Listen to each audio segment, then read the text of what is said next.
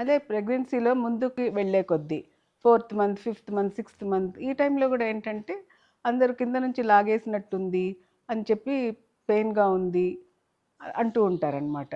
పొత్తి కడుపు నుంచి పైకి లాగినట్టు అనిపించటం. ఇదేంటంటే యూట్రస్ ఎక్స్పాండ్ అయ్యే కొద్దీ దానికి లోపల కొన్ని సపోర్ట్స్ ఉంటాయి, రౌండ్ లిగమెంటు అవన్నీ అనమాట. ఈ రౌండ్ లిగమెంట్ కూడా సాగుతూ ఉంటుంది. అది గర్భసంచిని పెరిగే కొద్దీ దాని బరువుని మోయాలి కదా. సో అందుకని కొంతవరకు ఈ పొత్తి కడుపులోను లేకపోతే గ్రాయిన్స్ దగ్గర కొంచెం లాగినట్టు ఈ రౌండ్ లిగమెంట్ పెయిన్ వల్ల అనిపిస్తూ ఉంటుంది.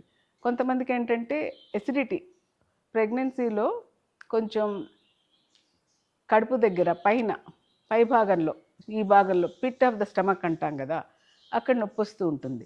ఎర్లీ ప్రెగ్నెన్సీలో సరిగా తినకపోవడం వల్ల ఎసిడిటీ వల్ల ఈ నొప్పి వస్తుంది. ఇంకా ప్రెగ్నెన్సీ ముందుకు జరిగే కొద్దీ గర్భసంచి ఎక్స్పాండ్ అయిపోయి స్టమక్ కూడా పైకి పుష్ అవుతూ ఉంటుంది. అప్పుడు ఫుడ్ పైప్కి స్టమక్కి మధ్యలో ఉండే వాల్యులర్ సిస్టమ్ సరిగ్గా పనిచేయదు.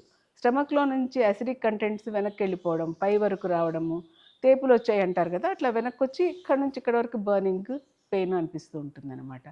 ఇవన్నీ కూడాను మనము ఏ టైంలో ఏ ప్రాబ్లం వచ్చిందో చూసుకొని అన్నీ రెక్టిఫై చేయగలిగిన సమస్యలే. ఇలాంటి సమస్యలన్నిటికీ కూడా మీరు తప్పనిసరిగా డాక్టర్ని కన్సల్ట్ చేసేటికి వెంటనే తగిన ట్రీట్మెంట్ తీసుకోవాలి.